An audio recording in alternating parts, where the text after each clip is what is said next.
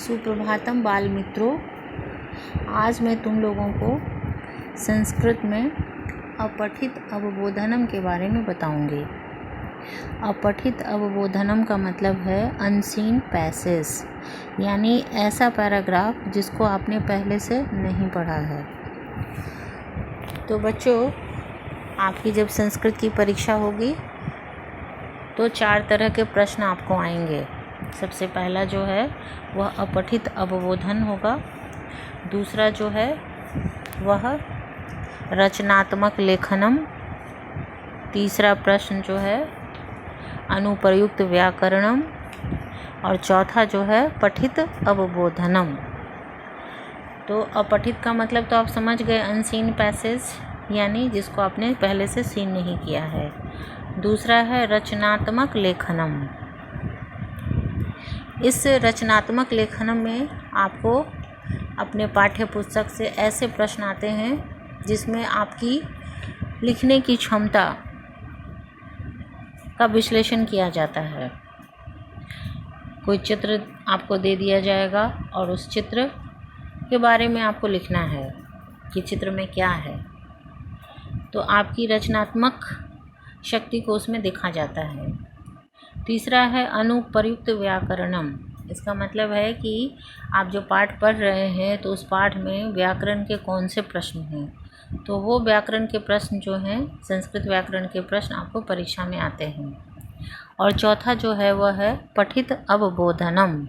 पठित का मतलब है जिसको आपने सीन किया है, देखा है, यानी जिस पाठ को आपने पढ़ा है तो उस पाठ के अंदर से आपको पाठ से संबंधित प्रश्न होते हैं। तो ये 4 प्रश्न होते हैं। तो सबसे पहला प्रश्न आपको आता है अपठित अवबोधनम, अनसीन पैसेज। तो बच्चों, इससे पहले आपने इस चीज़ को नहीं किया है तो पहली बार आप कर रहे हैं, इसीलिए मैं आपको बताऊंगी कि आप कैसे इसको करेंगे।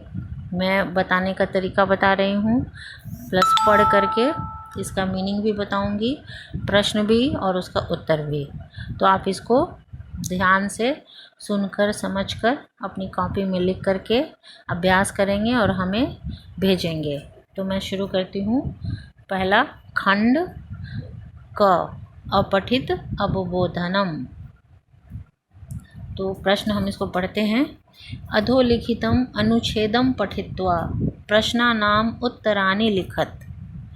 अधोलिखितम का मतलब होता है नीचे लिखे गए। अनुच्छेद यानी जो पैराग्राफ है उसको कहते हैं। पठित्वा मतलब पढ़कर। प्रश्नानाम यानी प्रश्नों के। उत्तराणि लिखत यानी प्रश्नों के उत्तर लिखिए, यानी नीचे जो पैराग्राफ दिया है तो उस पैराग्राफ को आप पढ़िए। पढ़ करके उसके नीचे जो प्रश्न दिया है उसका उत्तर उसी पैराग्राफ से आपको उत्तर देने हैं। तो हम इसको पढ़ते हैं। इस कहानी को आप लोग जानते होंगे।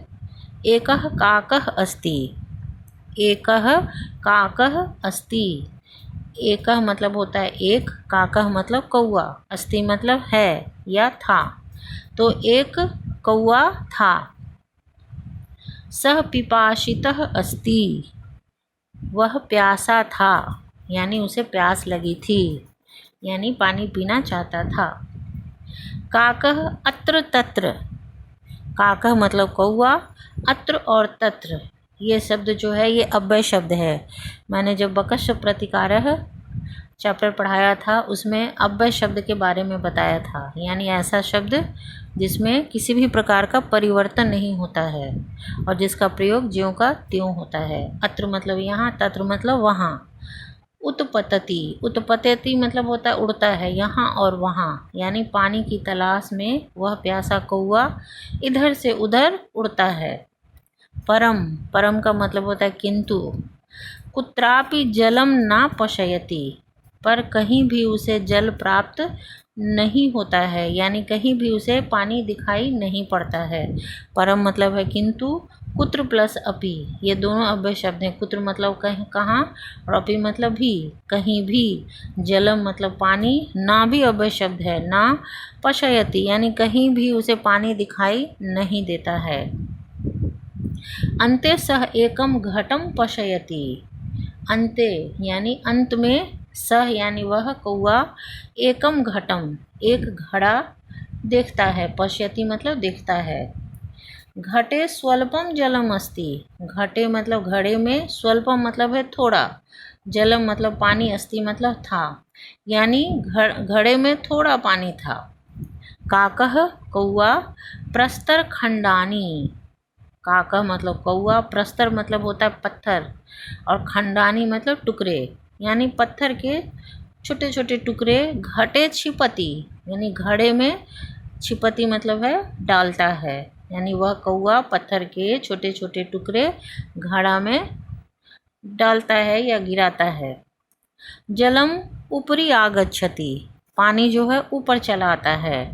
काकः जलम पीत्वा संतुष्टः भवति, कौआ जलम पीत्वा, जलम मतलब पानी, पीत्वा मतलब पीकर, संतुष्टः भवति, कौआ जो है संतुष्ट हो जाता है।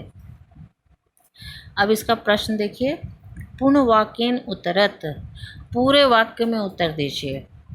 इसका प्रश्न है, अब तुम लोग को समझ में आ जाएगा। एकः कः अस्ति, एक कौन था, सबसे पहला लाइन है एकः काकः अस्ति, इसका उत्तर होगा एकः काकः अस्ति, एक कौआ था। काकः कुत्र उत्पतति, कौआ कहाँ उड़ रहा था।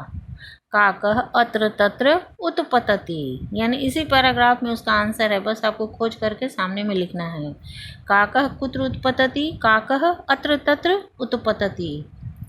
फिर तीसरा प्रश्न है, काकः कुत्रापि किम न पश्यति, काकः कुत्रापि कहीं भी, किम मतलब क्या, न मतलब नहीं, पश्यति मतलब देखता है, यानी कौआ कहीं भी क्या नहीं देखा। अब यहाँ पे है काकः कुत्रापि जलम न पश्यति। अब चौथा देखते हैं, काकः कानि घटे छिपति, कानि मतलब होता है कौन सा चीज़, छिपति गिराता है या डालता है, घटे मतलब घड़े में, कौआ घड़े में क्या गिराता है, तो लिखेंगे काकः प्रस्तर खंडानी घटे छिपति। उसके बाद संतुष्टः कः भवति, यानी संतुष्ट कौन होता है, काकः जलम पीत्वा संतुष्टः भवति। तो इस तरह से इसका उत्तर होगा। अब मैं इसको आपको भेज रही हूँ, आप इसको पढ़ो, पढ़ करके समझो, और इसका उत्तर अगर आप बना सको तो बना करके भेजना, ऐसे मैं उत्तर आपको भेज दूँगी। अभी एक दो अनसीन पैसेज जो है अपठित तपोधनम का अभ्यास करिए, क्योंकि सबसे पहला प्रश्न आपको यही परीक्षा में आने वाला है, इसीलिए इसका अभ्यास बहुत ज़रूरी है बच्चों, इसीलिए आप इसका अभ्यास करें। धन्यवाद।